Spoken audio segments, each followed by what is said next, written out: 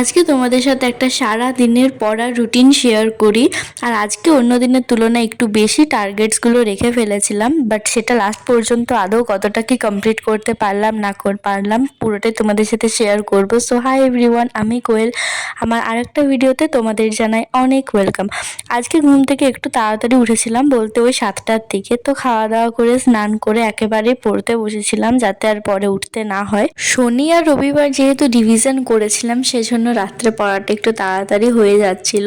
আর সেজন্য সোমবারে ভাবলাম একটু বেশি টার্গেট রাখি, সকালে উঠতে পারবো। আবার রাত্রেও একটু যদি জাগতে পারি তাহলে সেটা রাতেও করে পুরোটাই কমপ্লিট করতে পারবো। তো দেখো, আমার বই যেখানে রাখি এমন অবস্থা হয়ে আছে। এই খাতা বই যখন গোছায় জাস্ট একদিন আমার ঠিক থাকে, তারপর পুরো এলোমেলো হয়ে যায়। এটা আবার আজকে দেখি গোছাবো, কদিন ঠিক থাকে সেটাই হচ্ছে ব্যাপার। যাই হোক, আজকে না পড়তে বসেছিলাম ওই 8:30টার দিকে। 7টার সময় উঠেছিলাম, তো একেবারে স্নান করে খাওয়া দাওয়া করে বসেছিলাম বলে একটু লেট হয়ে গেল। আর জলদি উঠেছিলাম বলে একটু আস্তে আস্তে করছিলাম, না হলে আমি চেষ্টা করি ঘুম থেকে ওঠার 1 ঘন্টা পরেই পড়তে বসার। কারণ আমার মেন কাজ শুধু পড়া ছাড়া অন্য কিছুই নেই। যাই হোক, তো তারপর না টার্গেট লিস্টটা বানিয়ে রাখছিলাম।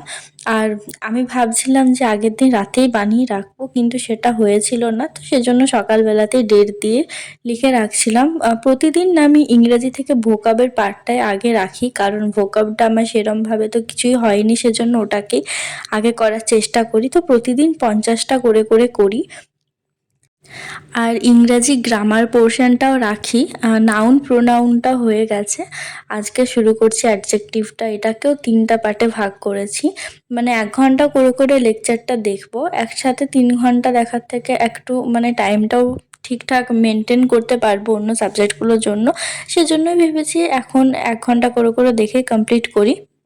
নোটস কিন্তু এখন বানাই না, মানে জাস্ট লেকচারটা ভালো করে দেখি, তারপর সমস্তটা দেখা হয়ে গেলে আবার লেকচারটা অন করে তারপর নোটস করি, তাহলে একবার রিভিশনও হয়ে যায় সাথে সাথে। আর আমার স্কোয়ার কিউব এগুলো কিন্তু একটাও মুখস্থ নেই, সেজন্য আজকে ভেবেছি স্কোয়ারটা মুখস্থ করব, পরের দিন কিউবটা করব। সেই মতো আজকে স্কোয়ারটা রেখেছিলাম। আমি ভেবেছিলাম 50টা পর্যন্ত হয়তো আছে, বাট আমি দেখলাম 40টা পর্যন্ত দেওয়া আছে। হয়তো 40টা পর্যন্ত ইম্পর্টেন্ট, আমি ঠিক জানি না, সেটা ইউটিউবে পরে দেখে নেব। আর প্রোনাউন থেকে এমসিকিউ আমার করা হয়েছিল না, মানে প্রিভিয়াস ইয়ার্সের। তো সেটাও আজকে রেখেছিলাম যে সেটাকেও করতে হবে। সকাল থেকে ইংরাজি যা যা পড়েছিলাম সেটা তো ফোন থেকেই করেছি, মানে ব্ল্যাক বুকের পিডিএফটা থেকে এখন পড়ছি। তারপর অ্যাডজেক্টিভটাও দেখেছি ইউটিউব দেখেই, তো সেসব কিছুই আর তোলা হয়নি আমার, কারণ একটাই মানে এখন ফোন আছে। মায়ের ফোনটা মাঝে মাঝে নিই যখন মা সেরমভাবে ইউজ করে না। তো তারপর না নাউনের যে প্রিভিয়াস ইয়ার্সের এমসিকিউ 100টা খাতায় করা আছে, ওগুলোকে একবার চোখ বুলিয়ে নিচ্ছিলাম যাতে সেরমভাবে ভুলে না যায়। আসলে ইংরাজিটা একটু বেশি ফোকাস করছি, কারণ ম্যাথটা তো এমনিতে আমার একটু উইক আছে, তো ইংরাজিটাকে কিন্তু ঠিকঠাক রাখতে হবে। আর তাছাড়া এমটিএসের যে পরীক্ষাটা হয় ওটাতে তো জিকে আর ইংরাজি থেকেই ফাইনাল মানে কাট অফটা যায়। ম্যাথ আর রিজনিংয়েরটা তো জাস্ট কোয়ালিফাইংয়ের জন্য, সেজন্য ইংরেজিটাকে প্রথম থেকে একটু বেশি করে করার চেষ্টা করছি। আর তোমরা আমাকে কয়েকজন জিজ্ঞাসা করছিলে যে আমি গ্রুপ ডি এর ফর্ম ফিল আপ করেছি কি না বা করবো কি না। তো আমি গ্রুপ ডি এর ফর্ম ফিল আপ করিনি। আসলে এই মানে যেসব পুলিশ, তারপর গ্রুপ ডি, এগুলোতে তো ফিজিক্যাল টেস্ট হয়। আর আমি এমনিতেই দৌড়াদৌড়ি কিছুই সেরম করতে পারি না, একেবারেই না। আর তাছাড়া আমার চোখেও পাওয়ার বেশি আছে, তো আমি জানি না এটাতে মানে ঠিকঠাক মানে কোয়ালিফাই করা যায় কি না। তো যেটা নিয়ে এত সন্দেহ আছে। তাছাড়া যদি চোখটাও ঠিক মানে পাওয়ারটা না ম্যাটার করে, কিন্তু আমি সেরমভাবে দৌড়ঝাঁপ কিছুই করতে পারি না, সেজন্য সেই পরীক্ষাগুলো আমি দেব না। আজকে না দুপুরবেলায় খাবার খেতে অনেক লেট হয়ে গেছিলো, 2টোর সময় খেয়েছি। অন্যদিন তাড়াতাড়ি খাই, আসলে পড়াটা হয়েছিল না, একটু টাইম লাগলো করতে, স্কোয়ারগুলো মুখস্থ করছিলাম। তো তারপর যখন পড়তে বসি একেবারে 1 ঘন্টা মানে আধ ঘন্টা 15 মিনিটের মতো গ্যাপ নিয়ে তারপর বসেছিলাম। ফার্স্টে যেগুলো কমপ্লিট হয়েছে সেটা টিকমার্ক দিয়ে রাখলাম যাতে পরে বুঝতে সুবিধা হয়। তারপর দেখছি আমার আজকে স্ট্যাটিক জিকে থেকে কোনো কিছু লিখিনি যে কী করবো, আসলে মাথা থেকে না একদম আউট আউট হয়ে গেছিলো। ওই যে মাঝে দুদিন সেরমভাবে তো আর কোনো টার্গেট লিস্ট বানাতে হয়নি, শুধু রিভিশনই করেছি সেজন্য। তো এখন ভাবলাম স্ট্যাটিক জিকেটা আগে করব, তারপর বাকিগুলো করব। সেই মতো আগে লিখে রাখলাম স্ট্যাটিক জিকেটা। তো দেখলাম আমার ক্লাসিক্যাল ডান্স, ফোক ডান্স আর মিউজিক্যাল ইনস্ট্রুমেন্ট এগুলো হয়ে গেছে। তো ভাবলাম যে আজকে যে ক্লাসিক্যাল মিউজিক আছে সেটাই করব। সেই মতো লিখেও রাখলাম খাতাতে। এইভাবে কিন্তু আমি সমস্তটাই লিখে রাখি, মানে ছোট ছোট জিনিসগুলো পড়া রিলেটেডই শুধু, মানে যা যা করতে হবে। তাহলে মানে পরে যখন দেখবো নিজেরও একটা আন্দাজ হয়ে যাবে যে কতটা কি নিজে করেছি। তো এখন মায়ের ফোনটা দেখে ক্লাসটা করব। আমার ফোনে সেরম অতটাও বেশি চার্জ ছিল না। বই, খাতা, স্কেল, ফোন নিয়ে বসেছি। হেডফোনটা আনতে ভুলে গেছিলাম। তো ফার্স্টে খাতাতে মার্জিন দিয়ে রাখছিলাম। সমস্ত কিছুরই না একটা সীমারেখা থাকা দরকার।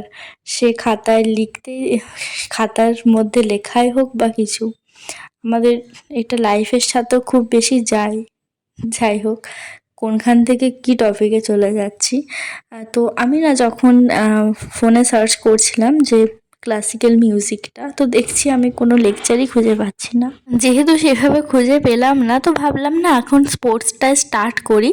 কারণ স্পোর্টস থেকে কিন্তু অনেক বেশি পরিমাণে কোয়েশ্চেন আসে ক্লাসিক্যাল মিউজিকের থেকে। অবশ্যই সমস্তটাই ইম্পর্টেন্ট, কিন্তু ভাবলাম স্পোর্টসটাই তাহলে স্টার্ট করে দিই। তো সেরকমভাবেই স্পোর্টসটাই ভাবলাম স্টার্ট করব। তো ওখানে ওপরে ফার্স্টে লিখেও ফেলেছিলাম ক্লাসিক্যাল মিউজিক বলে, তো সেটা স্পোর্টস করে দিলাম। আর দেখছি না স্পোর্টসের 3টা লেকচার আছে, তো ভাবলাম একদিনে একটার বেশি করতে পারবো না। যদিও 1 ঘন্টা করেই ছিল, কিন্তু একদিনে একটার বেশি করাটা আজকে সম্ভব নয়, কারণ আমাকে আজকে আরও বাকি যে টার্গেটগুলো আছে সেগুলো আবার কমপ্লিট করতে হবে।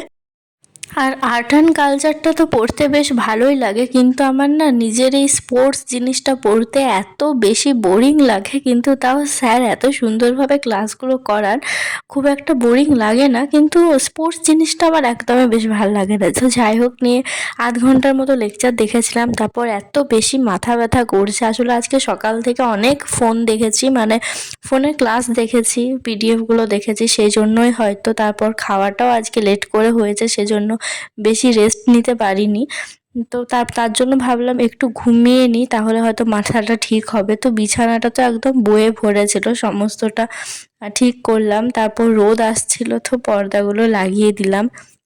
এখন হালকা হালকা ঠান্ডা লাগছিল দুদিন থেকে, কিন্তু আজকের থেকে আবার মানে গরমই পড়ে গেছে।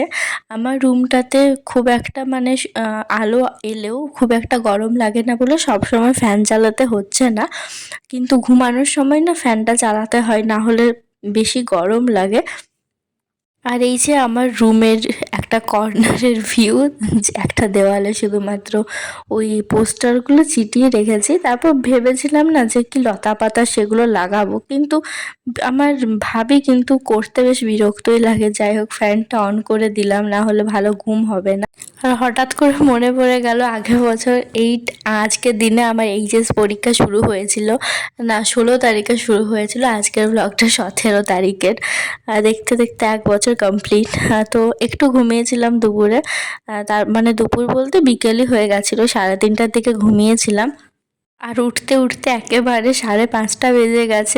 মানে ভাবলাম জাস্ট একটু আধ ঘন্টা শুই, তারপর 4টার থেকে উঠে আবার ক্লাসটা কন্টিনিউ করতে হবে। কিন্তু কখন যে 2 ঘন্টা ঘুমিয়ে গেলাম বুঝতেই পারলাম না। এই দুপুরে ঘুমালে এরকমই একটা হয়, ভাবি একটু কম ঘুমাবো, কিন্তু তাও আবার বেশিক্ষণই ঘুম হয়ে যায়।